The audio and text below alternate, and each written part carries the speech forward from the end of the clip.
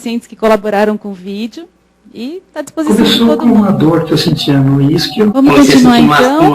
Um cansaço nas pernas. Doutora Vânia Hungria, passo a palavra então para você. Vamos dar continuidade. Doutora Vânia, então, né? Você quer me ajudar? Quer se apresentar pessoalmente? Pode deixar. Eu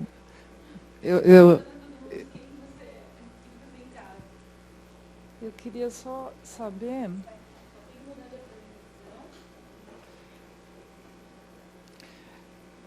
meu nome é Vânia. Deixa eu ver quem eu sou. Nesse minuto eu estou de férias, por isso que eu não sei quem eu sou.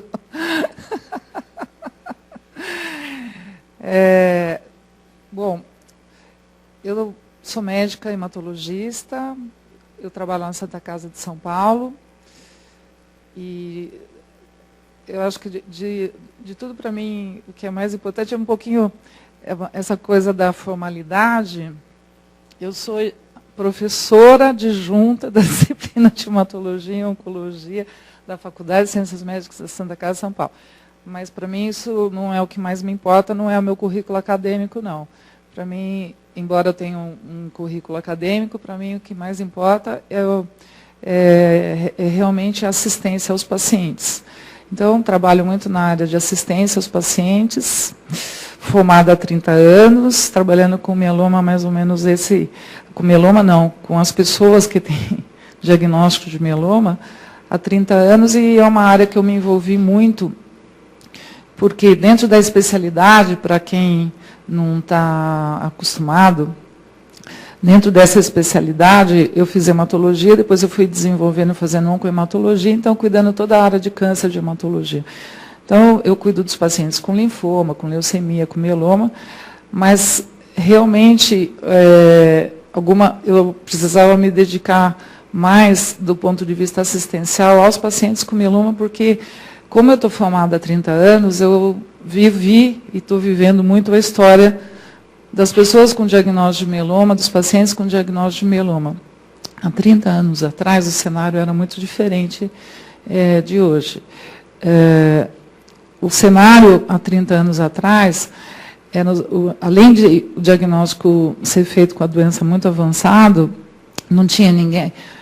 Me desculpe os meus colegas da época e os atuais também, mas poucas pessoas se interessavam pelos pacientes com diagnóstico de mieloma. Não havia muito recurso de tratamento na época, não tinha muita opção de tratamento, eram poucas as opções de tratamento.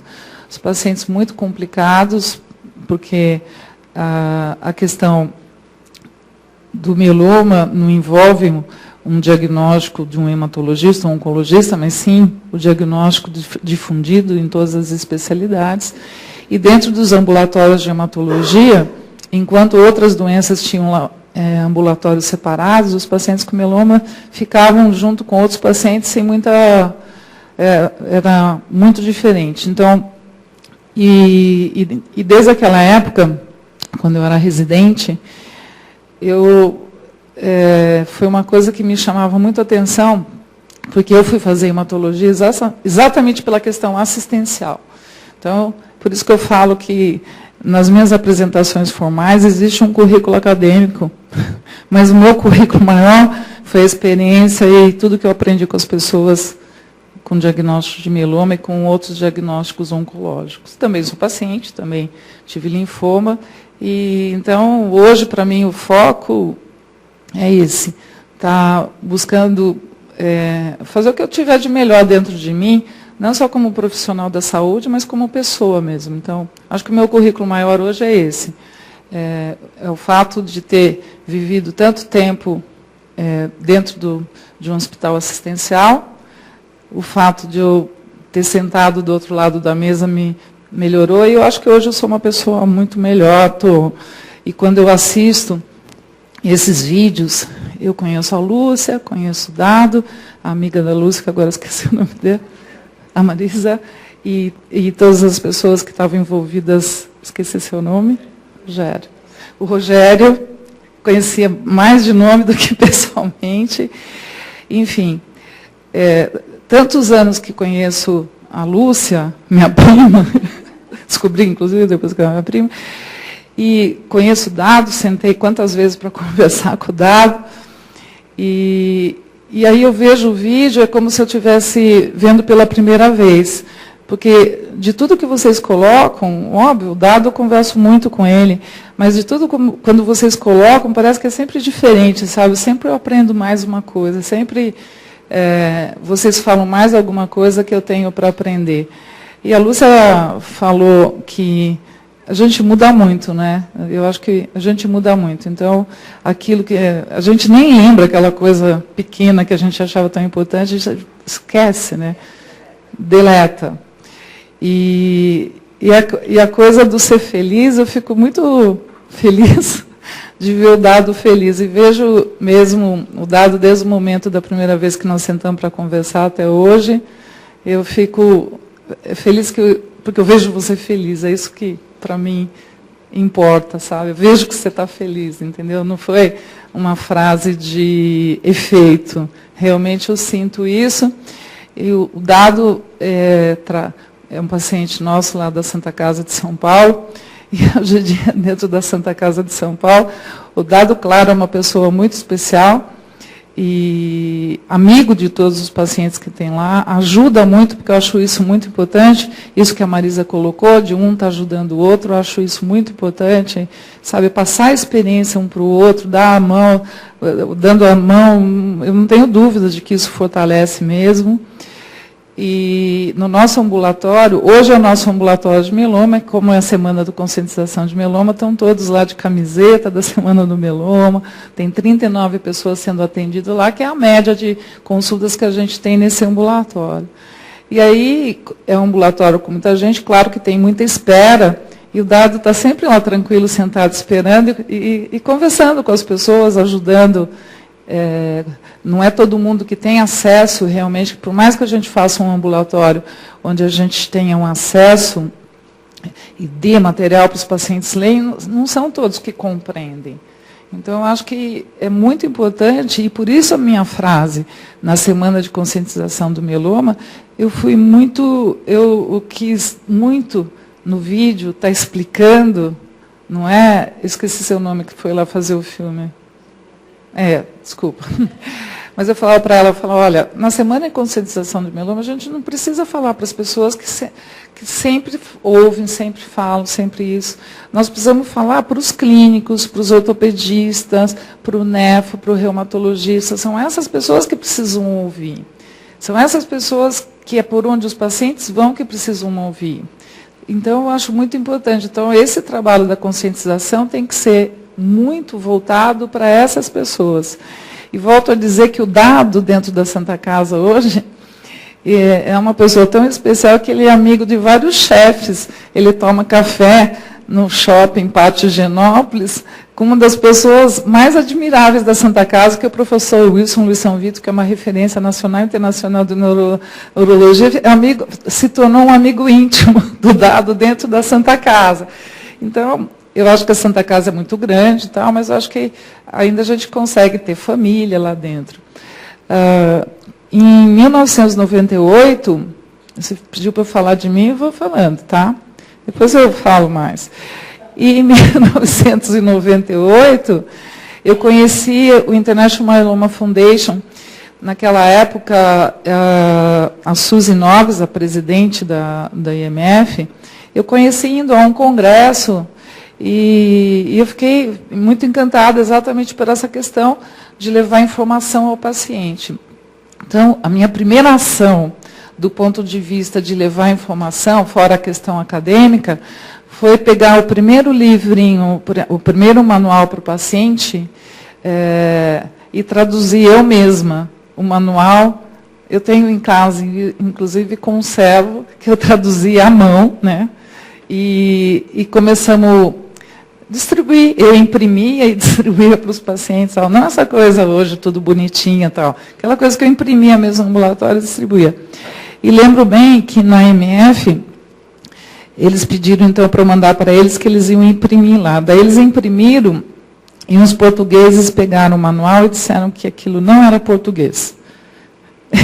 falei, sim, existe o português de Portugal, esse é o nosso português no Brasil, porque... Então, você veja como é importante na informação você não só fazer uma tradução, mas você fazer uma adaptação para a linguagem do seu país. Então, essa foi a minha primeira ação no IMF, continuei no IMF como na comissão científica. Depois, a Cristine, que vai contar a história, talvez toda, não sei, mas depois, então, naquele momento, eu estava na parte científica. Depois, em 2004, quando a Cristine trouxe o IMF para o Brasil, aí continuamos trabalhando juntos no IMF.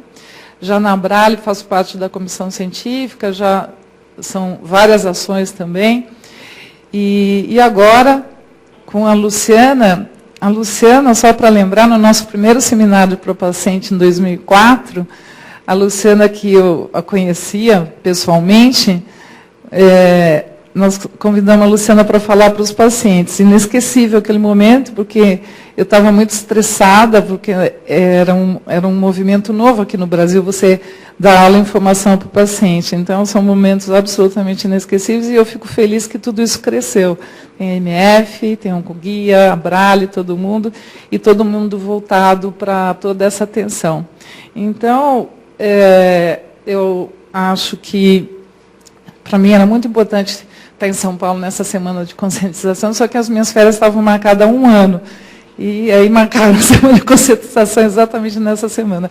E eu queria estar aqui com vocês, não necessariamente para dar aula, para participar exatamente desse momento, porque eu acho que é nada mais importante de ver toda essa informação sendo divulgada, como melhorou o tratamento dos pacientes com mieloma. Não dá, estou agarrada nessa história há 30 anos, eu precisava estar aqui no mínimo sentada do lado de vocês. Então, esta é a Vânia. Jogo tênis. Bom, nós também vivemos um momento importante de...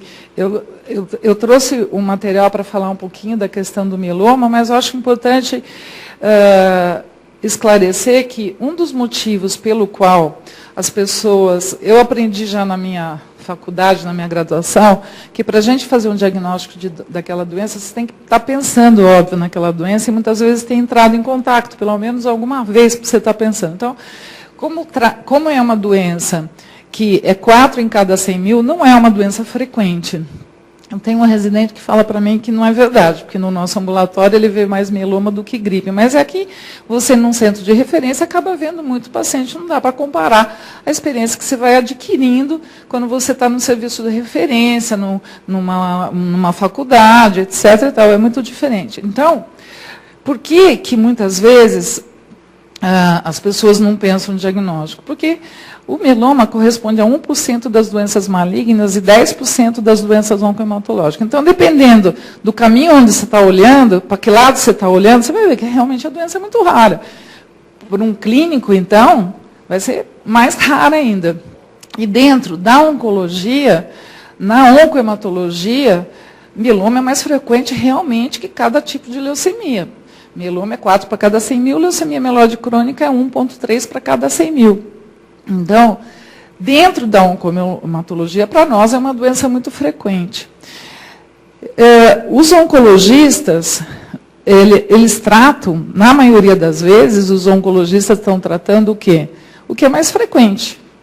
Câncer de mama, câncer de próstata, outros tipos de câncer. Então, no número de pacientes que os oncologistas tratam, acaba o mieloma também sendo um número menor de casos, porque é 1% das doenças malignas.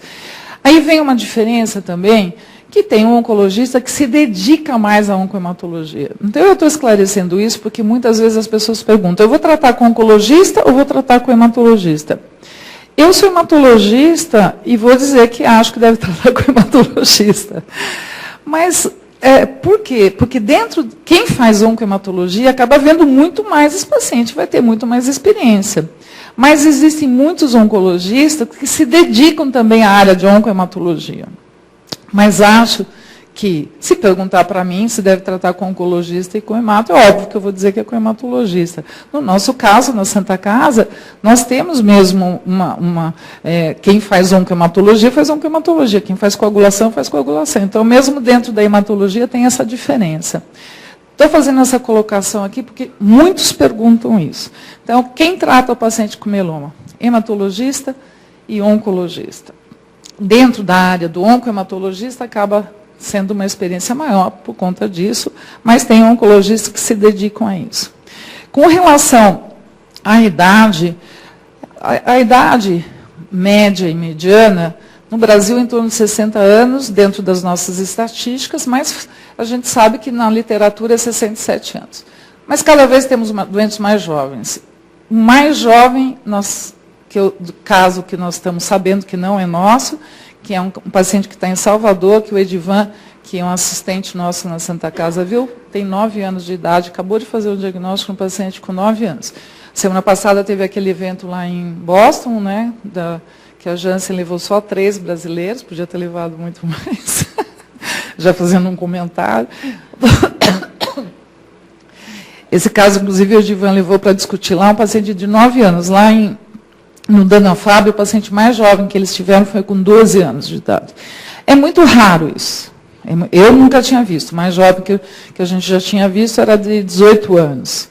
É muito esporádico. Então, a idade mediana realmente é acima de 60 anos, mas a gente vê pacientes com 50, com 30, e até uma raridade como essa que eu estou colocando para vocês. Nós não sabemos a causa dos pacientes com mieloma. Não é uma doença muito frequente nas famílias, que é outra pergunta que todo mundo faz. Se dentro da mesma família câncer de mama, você muda a prevenção nas mulheres de uma família que teve câncer de mama, você muda, se faz com mais frequência, se é uma mamografia, etc. Tal. Num câncer de intestino, a mesma coisa. Em mieloma, não. Mas na Santa Casa, como o nosso número de casos é muito grande, nós estamos já com 9 famílias que têm mais de um caso na mesma família. E, então, é uma coisa que nós estamos estudando bastante e fazendo eletroforese de proteína dos familiares dos pacientes com diagnóstico de mieloma. E eu não estou nem falando de gamopatia monoclonal, de achado de eletroforese, estou falando de mieloma diagnosticado. Mieloma. E eu fiquei surpresa, que acabei de chegar e descobri que uma pessoa que trabalha comigo estava com o primo tratado com mieloma, e agora nós fizemos diagnóstico de mieloma paciente na Santa Casa. Então, é raro também, então, essa questão de na mesma família ter um caso. Como o nosso número de casos é muito grande, nós encontramos já 9 famílias.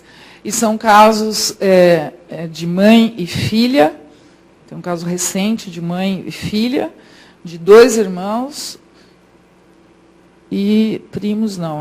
Eu não vou lembrar de todas as famílias, mas, se não me engano, são 3 famílias que é mãe e filha. Mas isso não é frequente. Mas, para quem está buscando e atualizando, como eu defendo que todo mundo devia fazer eletroforese de proteína uma vez por ano, eu acho que isso é importante não só para buscar gamopatia monoclonal, mas outros diagnósticos.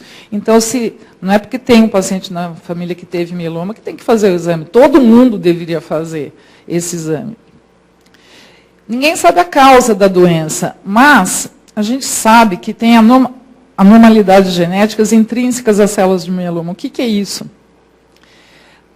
São alterações do gene, alterações cromossômicas que acabam levando. Agora, por que leva essa alteração cromossômica? Ninguém sabe direito. Isso pode ser por ação de toxinas, etc. E tal. Ninguém sabe, porque acontece sozinho. Qual é o estímulo que leva a isso? Ninguém sabe exatamente. Agora, quando eu falo de anormalidade genética, eu não estou falando de uma coisa que vem de pai para filho, não é isso que eu estou falando. Estou falando de uma alteração no gene que leva à proliferação da célula. E no mieloma, o que acontece muito é uma interação dessa célula do mieloma e o microambiente. Então, aqui a gente mostra. Aqui é para mostrar para vocês. Bom, com o dedo. Esse daqui seria as células do mieloma.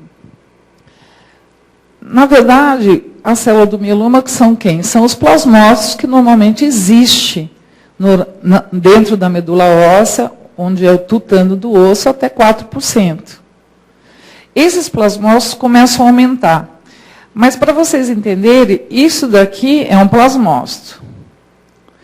E, quando eles começam a aumentar, ele, em contato com o ambiente onde ele vive, ele acaba liberando um monte de substância.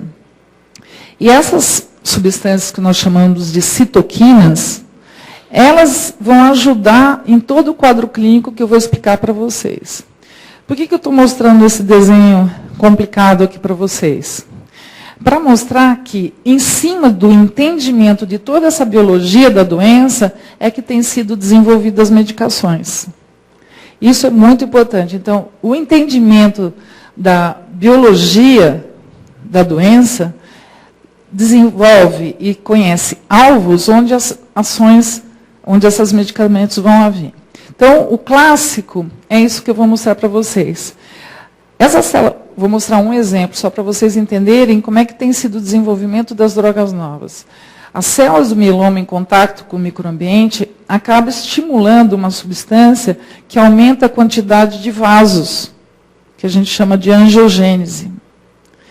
Foi baseado nesse conhecimento aqui que começou a se usar a talidomida, por exemplo, no diagnóstico nos pacientes com mieloma. Foi o conhecimento disso que levou, então, ao uso da talidomida. E isso é muito interessante, porque tem várias drogas que estão agindo nisso. Enfim, são vários alvos. Só para mostrar aqui para vocês, aqui são vários alvos que levam, por exemplo, essas substâncias aqui levam à proliferação da célula, essas substâncias aqui não deixam a célula morrer, e assim vai. Então, em cima de cada momento desse, que é um alvo, tem sido desenvolvido novas medicações.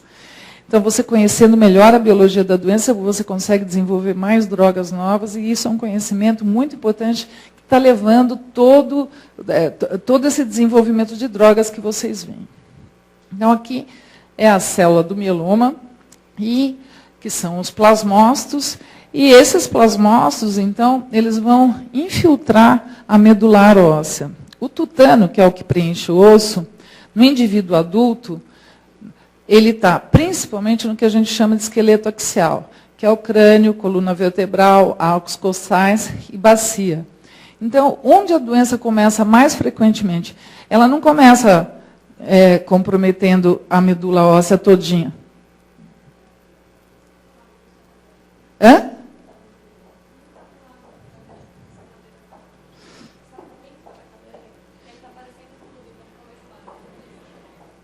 Como é que é? Ah, tá. Não, o que mais preciso fazer? O batom, tá bom? Também. Bom, então, com relação, o raciocínio é onde a doença normalmente se inicia, onde tem medula óssea ativa. O lugar mais frequente de iniciar é na coluna vertebral, principalmente na torácica e na lombar. Mas onde tiver alteração, onde tiver medula ativa, pode acontecer. Então, o dado contou que estava com uma dor no isquio, porque ele tem lesão realmente no quadril, e foi onde ele percebeu a doença. Foi o momento que ele percebeu a doença, mas a doença já tinha comprometido outros locais também. Então, esses são os lugares mais frequentes. Por isso, como o lugar mais frequente de iniciar a doença é na coluna torácica e lombar, por isso que a questão da lombalgia e das dores nas costas é um alerta, porque é o lugar mais frequente de iniciar o comprometimento ósseo. Entenderam?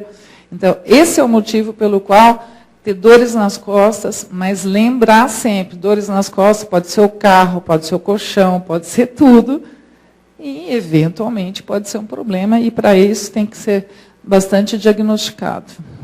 As células do mieloma, ela produz as imunoglobulinas. Essas imunoglobulinas, que tem a parte pesada e a parte leve, se você puder me ajudar, isso aqui não está funcionando, viu? o meu apontador.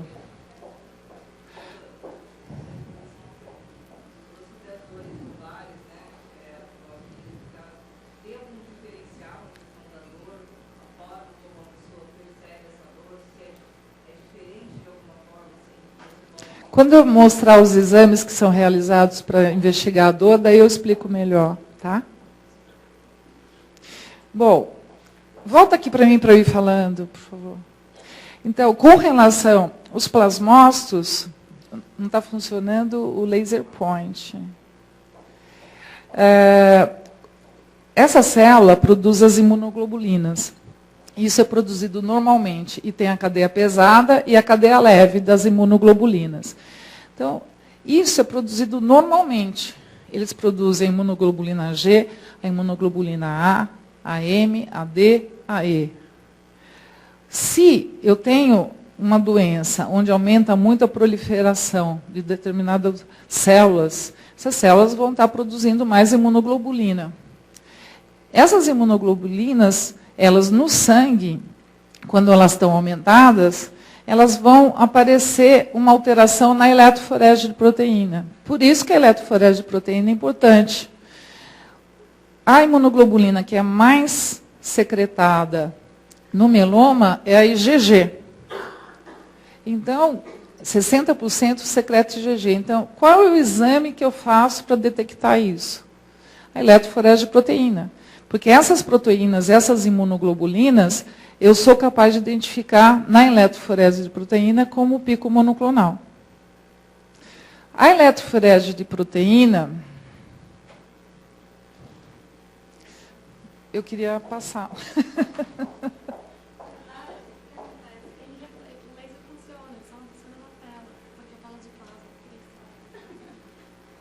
Tá. Entendi. Bom, a eletroforese de proteína é esse exame aqui. Então, a eletroforese de proteína não é um exame específico para mieloma, não. É um exame onde a gente olha como estão correndo as proteínas de acordo com a sua carga e sua quantidade neste exame. Então, nesse exame, todas as imunoglobulinas estão representadas aqui. Os plasmócitos produzindo as imunoglobulinas. Então, se tiver tudo proporcionalmente normal, nós vamos ter esse aspecto aqui da eletroforese de proteína. Quando nós temos um grupo de células, um grupo de plasmócitos, produzindo muito mais determinada imunoglobulina, a produção das outras imunoglobulinas vão diminuir e aqui dessa imunoglobulina vai aumentar. Isso é o que nós chamamos de eletroforese de proteína com pico monoclonal, componente monoclonal, paraproteína monoclonal, tudo nós estamos nos referindo ao mesmo, à mesma coisa. Então, esse exame daqui, que aqui é só um cartoon, ele é muito importante. Agora, nem todo mundo vai ser diagnosticado não, porque isso não é diagnóstico, é suspeita. Nem todo mundo vai ter eletroforese de proteína alterada.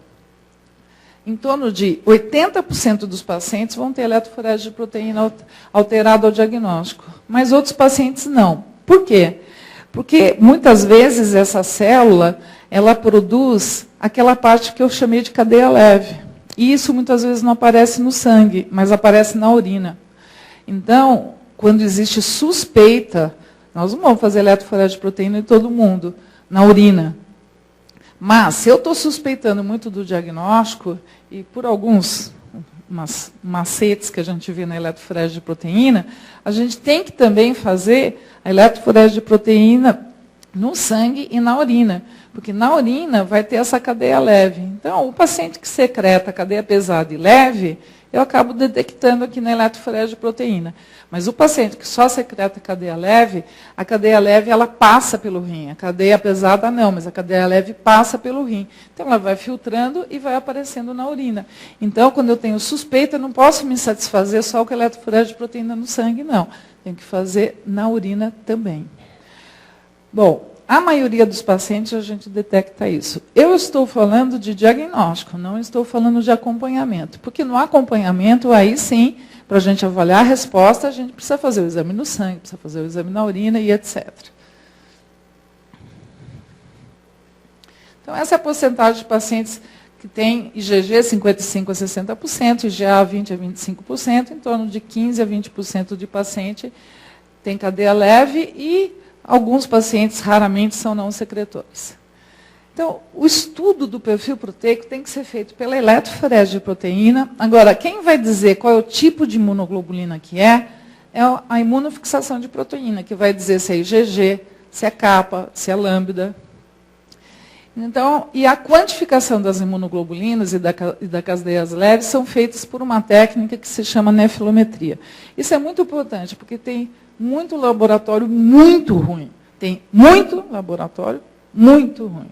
Tem muito laboratório ruim. Tem muito laboratório e tem pouquíssimos laboratórios de boa qualidade para eletroforese de proteína. Falo isso tranquilamente em vídeo, rádio, TV, porque inclusive falo isso para o pessoal da patologia clínica, que eles estão muito defasados em questões técnicas para avaliação de proteína monoclonal. Ainda usam técnicas muito desatualizadas para avaliação. São poucos os que realmente fazem um exame bem feito. Bom, com relação à eletroforese de proteína, o que a gente vê no exame, aquilo que eu falei para vocês, esse pico existe, que é da albumina. Esse pico aqui não existe, deveria ser assim e está alterado. E a imunofixação é um exame absolutamente qualitativo, onde a gente percebe, só para mostrar para vocês, isso aqui é um exame normal, está vendo? Isso aqui eu estou dizendo para vocês, vocês têm que acreditar em mim que é normal. Aí, quando vocês olharem esse exame aqui, vocês veem claramente a diferença. A IgA normal é assim. Aqui, ela está bem forte e a IgG praticamente desapareceu e kappa. Então, o tipo de componente monoclonal aqui neste paciente é IgA kappa. Então, aqui, IgG lambda. E é importante os pacientes terem conhecimento disso, porque se os médicos não conhecem, os pacientes devem conhecer para orientar seus médicos também. Isso é importante. Bom, quais são as manifestações clínicas? Agora vocês vão entender por que muitas vezes os pacientes não vão chegar direto no hematologista. Porque as manifestações clínicas são várias. Vai, dependendo de como começou o quadro, ele vai parar no especialista. Porque o ser humano era um ser humano completo. Hoje o ser humano não é mais um ser humano completo. O ser humano é dividido em orelha direita, orelha esquerda, dedo minguinho direito, dedo minguinho esquerdo, falange proximal. Então, tem especialista para todas essas, para cada uma dessas situações. Então, infelizmente, são poucos os médicos ainda que entendem um ser humano como como um ser, entendeu? Então, muitas vezes, a pessoa é uma proteína, né? Bom, então, do ponto de vista de produção de proteína monoclonal, o que essa proteína monoclonal pode acarretar? Ela pode levar a um quadro, por exemplo, de insuficiência renal. Por quê? Porque essa cadeia leve, ela vai filtrando no rim, mas ela pode começar a obstruir os túbulos no rim. Por isso é muito importante o paciente tomar água. Não precisa ser água líquido, cerveja, uísque, vinho. Mas muito líquido, para ajudar, está excretando essas proteínas, porque se ficar um pouco desidratado, aumenta o risco de obstrução de túbulo. Então, é muito importante. Então, a insuficiência renal, 20% dos pacientes vão apresentar insuficiência renal, muito importante. Não, esse é um dos motivos pelo qual a gente recomenda não usar anti-inflamatório. Ir num ortopedista com dor lombar significa sair com anti-inflamatório, perfeito? Nem sempre vai sair com o exame pedido, mas vai sair com anti-inflamatório. E não só o ortopedista. Eu estou dando um exemplo, até para exagerar, porque o anti-inflamatório é nefrotóxico. Então, um dos grandes problemas que a gente enfrenta são pacientes com dores lombares usando anti-inflamatório que chegam com quadro de insuficiência renal. Por quê? Porque a droga é nefrotóxica, a pessoa já tem uma alteração renal e isso precipita a insuficiência renal. Drogas nefrotóxicas, antibióticos nefrotóxicos, deve ser evitado também. A hiperviscosidade, porque se aumenta muito a imunoglobulina no sangue, o sangue começa a ficar mais viscoso e pode dar quadro de dor de cabeça, falta de ar esse quadro não é tão frequente. E a amiloidose é pelo depósito de proteína também no rim, que não é tão frequente. Essas imunoglobulinas que estão sendo produzidas, elas são normais. Mas o que acontece? Se começa a produzir muita IgG, ela inibe a produção dos outros clones, da IgA, da IgM. E isso faz com que o paciente fique com pouca defesa para determinados tipos de infecção. Aquela imunoglobulina funciona, mas as outras estão diminuídas. Eu tenho quanto tempo, hein, Luciana? Não, eu falo até de tarde. Mas me dê quanto tempo. Você que tem que me dizer quanto. 15 minutos, tá. Bom, então, com relação às infecções, elas vão ser frequentes, mas elas vão ser mais frequentes para determinados tipos de coisa. Por exemplo, nos primeiros 3 meses do diagnóstico de mieloma, é muito frequente pneumonia, infecção de vias aéreas superiores por um tipo de bactéria. Depois, durante o tratamento, outros tipos de bactérias. A infiltração de medula óssea vai produzir muitas citoquinas, e isso vai levar... A infiltração vai atrapalhar a produção da série vermelha do sangue. Então, vai levar a um quadro de anemia. Um tipo de substância vai diminuir a produção também da série vermelha. Então, vai atrapalhar. E essas células produzem substâncias que destroem o osso. Então, vai ter uma reabsorção óssea. E pode levar, então, a um quadro daquelas lesões líticas, fratura. E o desconforto que acontece na coluna vertebral é por fratura da vértebra. O desconforto no isquio é porque dá microfraturas e dói muito também. Então, a dor óssea é muito frequente, além de poder levar a um quadro neurológico se essa fratura comprimir a medula espinhal, não a medula óssea, espinhal. Bom, para mostrar para vocês aqui a frequência disso, a doença óssea, 70% a 90% dos pacientes têm doença óssea, 60% dos pacientes têm um quadro de anemia ao diagnóstico, não no curso da doença.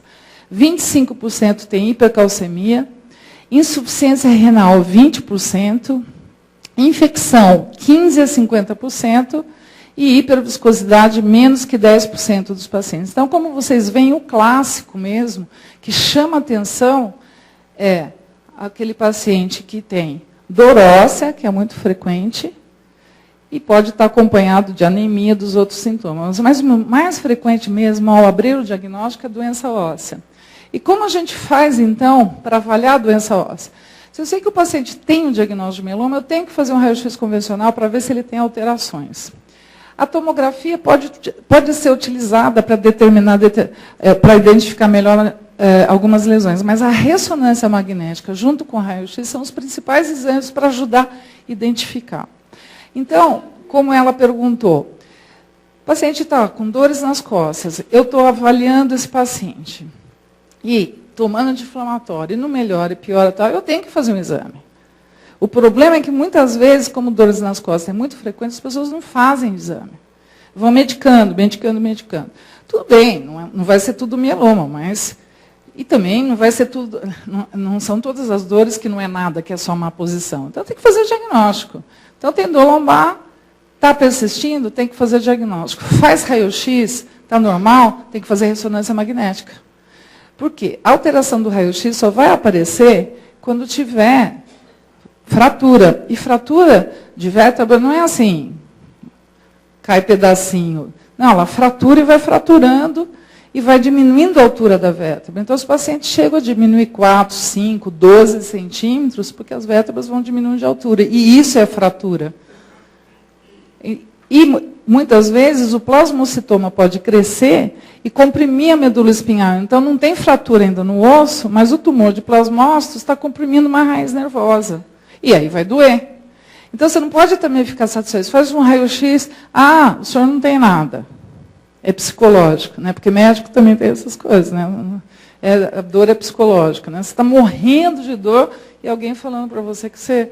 Tá. Não, tem que fazer exame, investigar. Depois que você esgotar todas as possibilidades, aí você começa a achar que pode ser outra coisa. Mas o exame é raio-x, está normal, tem que fazer ressonância magnética. E esse exame aqui, densitometria óssea, não serve para diagnosticar, e muito menos cintilografia óssea. As pessoas têm mania de continuar pedindo cintilografia óssea, que é um mapeamento ósseo com tecnésio para paciente com diagnóstico de mieloma. Está errado. Esse exame é menos sensível do que o raio-x.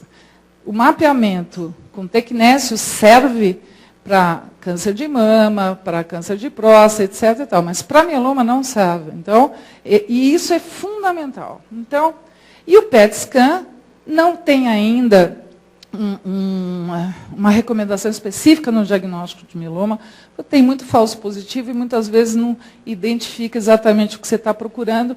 Ele tem sido utilizado mais em estudos. O padrão ouro é a radiografia convencional. E os tipos de lesões é a lesão lítica, que eu falei para vocês, que são os buraquinhos que pode aparecer no osso, e o mais frequente, como vocês podem ver aqui, é a fratura vertebral. Então, paciente com dor lombar tem que ser investigado, fratura vertebral é frequente. Pode ter lesões em outros ossos? Pode sim.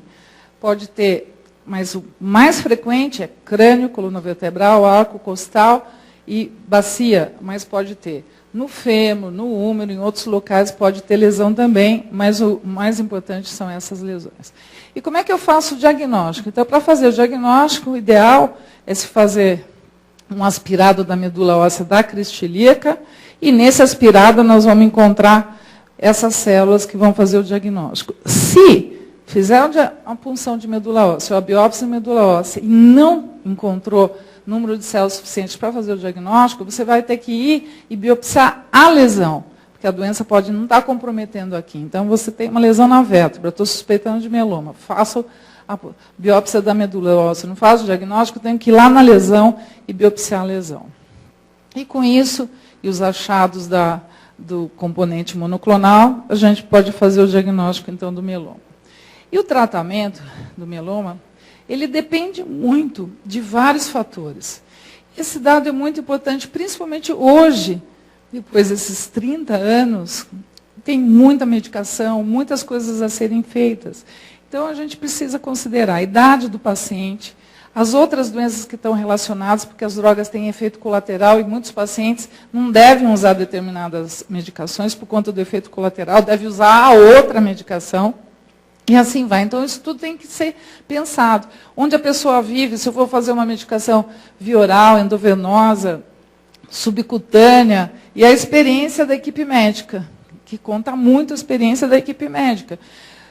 Bom, então, isso, eu queria que vocês entendessem que, vou fazer aqui essas considerações, que é muito importante. O tratamento vai variar muito através das instituições e países. Isso não quer dizer que um tratamento que uma pessoa está fazendo é muito diferente do outro, não vai chegar no mesmo objetivo. Então, a gente precisa tomar muito cuidado para essas interpretações. Como tem muito estudo clínico, então a pessoa lê lá um estudo clínico, lê o resultado e não lê os efeitos colaterais, não viu a população que estudou e viu que o resultado foi maravilhoso. Mas será que esse resultado maravilhoso serve para o meu paciente que está aqui sentado comigo, para este indivíduo? Então, a gente precisa pensar muito nisso. A disponibilidade e o custo das novas drogas, e até por uma questão de filosofia e interpretação dos resultados dos estudos clínicos, que é como eu falei para vocês, nós não podemos sair utilizando um determinado tratamento que ainda não foi replicado, que você saiu lá um resultado e você já vai levando isso em consideração. Tem que ter maturidade para tomar essas decisões. E definir o diagnóstico quando iniciar o tratamento, porque nem todo paciente que é feito o diagnóstico tem que iniciar o tratamento imediatamente. Existem algumas situações, inclusive no mieloma assintomático, que não é questão do paciente não sentir nada, que ele não sente, os exames não estão tão alterados, e isso deve ser considerado mais para frente. E outra coisa, eu tenho que equilibrar o que eu estou buscando, cura, controle, e a eficácia versus toxicidade, porque muitas medicações têm uma toxicidade muito grande, muito alta. Hoje, dia 21 de setembro de 2012, às 10h15 da manhã, continua sendo, com toda a evolução que há, que quando nós estamos atendendo um paciente, nós vamos decidir, esse paciente deve seguir fazendo transplante ou não fazendo transplante. Vamos entender o que é isso. Isso é muito importante. O que é transplantar e não transplantar? Muitas vezes as pessoas pensam que é uma grande divisão de... Não é. Hoje, doses convencionais. Eu uso uma determinada dose de medicação. Vou usar o exemplo do Alqueran, do melfalano, que é a droga mais utilizada para mieloma. O que é dose convencional? Eu vou fazer 8 miligramas por metro quadrado, um exemplo, 4 dias, a cada 6 semanas, por 9 ciclos. Esse tratamento vai durar quase um ano. O que é o transplante? No transplante, eu vou fazer a mesma coisa. Eu vou usar o melfalano em doses altas. Então, são altas doses de quimioterapia. Que dose? 200 miligramas por metro quadrado. Entenderam a diferença? Eu estou usando uma dose convencional dividida em 9 meses, um ano. O outro, eu vou utilizar uma dose alta daquela medicação. Qual a ideia disso? No tratamento de doses convencionais, eu não vou precisar do resgate. No paciente que vai transplantar, o que a gente faz? A gente diminui a quantidade de doença por um período de 3 a 4 meses, com uma combinação de drogas, que o ideal são 3 drogas. Seguido disso, coleta as células do paciente e infunde os 200 miligramas por metro quadrado do Alqueran, do melfalano. Esse é o tratamento. E as células servem para quê? Como eu estou fazendo uma dose muito alta de quimioterapia, e o inconveniente vai ser que vai anemia importante, hemoglobina cai, leucócito cai, plaqueta cai, tem mucosite, tem muitos outros problemas, o efeito colateral dessa dose alta. A gente utiliza essas drogas, essas células da própria pessoa, para diminuir esse tempo de recuperação. Então, esse é o tratamento. Então, muitas vezes as pessoas pensam que o tratamento são as suas células. Não, o tratamento são as altas doses de quimioterapia que vão ser realizadas. E por que não vou... não, mas eu quero fazer com dose convencional. A questão é que as altas doses de quimioterapia, por que deve ser feito? Porque a chance de você vencer a resistência de determinadas células, a chance de vencer é muito maior você fazendo essa dose maior. Mas nem todo mundo pode fazer essas doses de uma vez só. Vocês entenderam isso? Muitos entenderam porque já foram, inclusive, submetidos a esse procedimento, né? Então, vamos ver aqui. Na quimioterapia convencional, o padrão, existem muitas combinações. O que mais é utilizado hoje é o melfalano, prednisona, associado à talidomida, ou melfalano, prednisona, associado ao bortezomib, que é o Velcade, e a lenalidomida, ainda para essa combinação, ainda não está aprovado. Então, o que nós mais utilizamos é o Alqueran, o Metcortem, e a talidomida, o Alqueran, Metcortem e o Velcade. Isso tem sido a nossa opção. E a quimioterapia em altas doses é o que eu já expliquei para vocês. São as altas doses de melfalano. E não esquecer, vou passar rapidinho aqui, mas para mim isso daqui tem que ser sempre muito bem lembrado. Todo mundo, todo clínico tem que conhecer isso, todo hematologista, todo mundo, porque nenhum paciente vai conseguir chegar ao tratamento se você não der uma boa terapia de suporte. Então, cuidado com a insuficiência renal, cuidado com as alterações, cuidado com todas as alterações, porque senão, às vezes, o paciente está muito preocupado com a quimioterapia e, quando chega, ele não tem condições de receber a quimioterapia. Nos últimos 40 anos, hoje, houve um grande avanço no tratamento do mieloma, e vocês podem ver que até a década de 60 era melfalano e prednisona. Da década de 80 para cá, entrou o transplante, entrou talidomida, entrou Velcade, e agora tem também a lenalidomida. E eu quero mostrar para vocês que todos esses agentes, esse slide já tem algum tempo. Muitas dessas drogas já foram testadas e já estão, inclusive, algumas aprovadas que eu vou mostrar para vocês. Então, do ponto de vista do prognóstico, não resta a menor dúvida que nos últimos anos é possível demonstrar que houve um aumento da sobrevida dos pacientes com mieloma ao diagnóstico, dos pacientes recidivados, não tem a menor dúvida de que houve uma melhora. E aqui é o mais importante, a gente vê que da década de 80, 90 para cá, a sobrevida dos pacientes vem aumentando e é significante. Isso é um dado importante. E no Brasil, que nós não temos muito registro no Brasil, mas nós temos esse estudo que eu queria mostrar para vocês que no período de 98 a 2004, de 1.112 pacientes, a idade mediana foi de 60,5 anos. E o que mais me chama a atenção aqui, que nós precisamos da Semana de Conscientização do Mieloma, é a quantidade de paciente que chega com um estágio muito avançado da doença. Então, 76% chegam com o estágio mais avançado da doença. Só 6,5% chega com a doença muito inicial. Isso significa o quê? Nos Estados Unidos, esse número aqui é 25%. Por quê? Porque lá eles fazem eletroforese de proteína, eles fazem o diagnóstico mais precoce da doença. 70% dos pacientes no Brasil recebendo quimioterapia convencional e 25% recebendo transplante.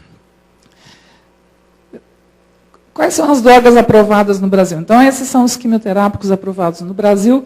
O que a gente mais utiliza no tratamento são estes. O melfalano, que é o Alqueran, ciclofosfamida, Dexa, prednisona, talidomida e bortezomib. As outras drogas são utilizadas em combinações, geralmente na recaída. E a droga que foi reprovada no Brasil é a lenalidomida, o Revlimid, que, infelizmente, 80 países no mundo todo já têm a droga, é já comercializada. No Brasil, esse processo está rolando desde 2008, e não é que ela ainda não foi aprovada, ela foi reprovada. Eles não aceitaram os mesmos estudos clínicos que levaram à aprovação do Revlimid pelo FDA nos Estados Unidos, na Europa e no mundo todo. A Anvisa não aceitou esses estudos e reprovou a aprovação do Revlimid, e isso estão tentando rever, mas há uma má vontade muito grande na aprovação dessa medicação. Como os pacientes no Brasil estão sendo tratados? Vocês têm que fazer essa consideração. 70% dos pacientes recebem tratamento pelo Sistema Único de Saúde. 30% recebem tratamento pelos convênios e particular. Esse é um mapa do Brasil como um todo. Pode ser que esteja variando um pouquinho. No SUS, a talidomida é distribuída sem custos para o paciente. O SUS não paga o Velcade. O que significa não paga? Não paga porque na APAC, que é aquele procedimento de alto custo, não compreende, é impossível usar o Velcade porque a APAC não cobre o Velcade. Há hospitais, há alguns lugares no país, que a própria secretaria compra a medicação ou algumas associações. Então, na Paraíba, mas são focos, pequenos focos. Se não me engano, na Paraíba, estou correta? Em alguns lugares. E no estado de São Paulo, nós éramos felizes, porque até 3 anos atrás, se não me engano, se eu não estiver enganada, com a APAC paulista, a gente conseguia o Velcade pela Secretaria da Saúde, mas a Secretaria de Saúde parou de distribuir o Velcade. Então, o que a gente consegue? A gente consegue uma quantidade pequena de Velcade, assim, à custa de... pedindo, porque a gente vive pedindo. Bom, existe uma promessa da Secretaria da Saúde de rever isso para voltar a ter o Velcade, mas não é a realidade. Então, o Velcade hoje é utilizado como tratamento de primeira linha no mundo inteiro. Então, a associação de Alqueran, Metcorten e Velcade em doses convencionais para pacientes não elegíveis ao transplante é o padrão na maioria dos países. O Velcade, a ciclofosfamida e a dexametasona, antes do transplante, também é muito utilizado. Ou Velcade, ciclo e dexa, ou Velcade, talidomida e dexa, enfim. O Velcade tem sido usado como tratamento de primeira linha na maioria dos países e para paciente recidivado, refratário, mas não é uma realidade no Brasil.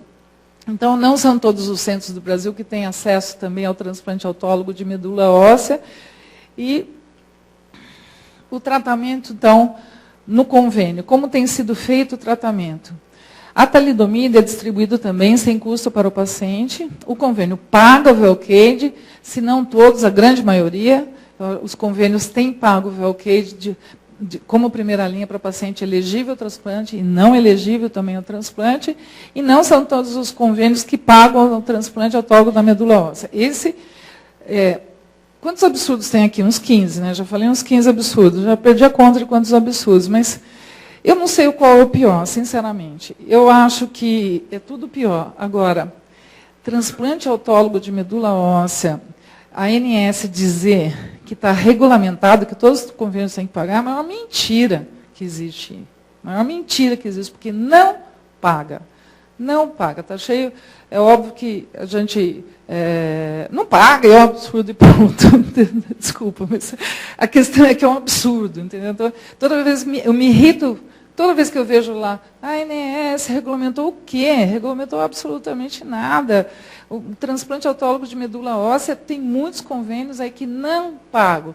Unimed, não sei o quê, parapapá. Ou então, se paga, fez um acerto com não sei quem para fazer um transplante meia boca lá não sei aonde, entendeu? É uma vergonha. É uma vergonha. Estou aqui para dizer que é uma vergonha. E aqui, nesse trabalho aqui, nós estamos acompanhando os pacientes de 2005 a 2007. Isso é um estudo clínico que nós estamos fazendo, que participam 23 centros, a maioria dos centros do Brasil. Nós fazemos esse estudo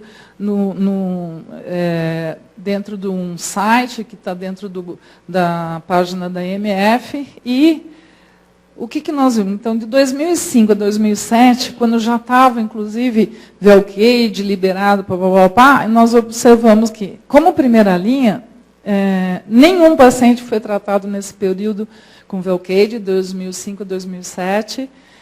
Aqui, dos pacientes não elegíveis e dos pacientes elegíveis também.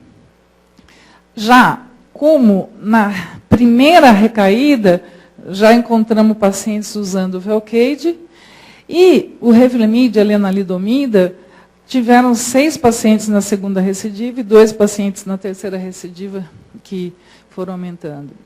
Infelizmente, no Brasil, os nossos pacientes com mieloma não estão tendo acesso, não estou falando de todos, mas a grande maioria dos pacientes não estão tendo acesso ao que eu considero o padrão ouro de tratamento para os pacientes com mieloma. Então, na semana de conscientização do mieloma, é importante enfocar a doença para fazer diagnóstico precoce, informar os pacientes como a doença, a busca para o melhor tratamento, isso é muito importante, e também nos defender perante o Ministério da Saúde e todos os órgãos que regulamentam esse país, para todo mundo ter acesso a absolutamente tudo. Porque no momento que a gente vive, onde tem uma doença que tem muitos tratamentos e você não tem à disposição, quero só mostrar para vocês aqui essa evolução das opções que continuam aumentando. Então, nós estamos aqui, Revlimid nós já não temos. E queria dizer para vocês que o Cafilzomib foi aprovado em julho desse ano nos Estados Unidos. Só Deus sabe quando é que nós vamos ter. E a pomalidomida, que é uma droga imunomoduladora também, a pomalidomida, o FDA vai ter uma reunião agora, dia 8 de novembro, e provavelmente a pomalidomida vai ser aprovada pelo FDA até o final do ano. Então, nós temos que correr. Tem eleição aí, né? Mas não adianta, né? Então, vamos correr de outro jeito. Vamos correr deles, então. Mas, tudo bem. Eu acho que as opções estão aumentando e a nossa luta tem que aumentar, porque nós temos que buscar direito para todos nós. Santa Casa de São Paulo, está lá a nossa família. Obrigada.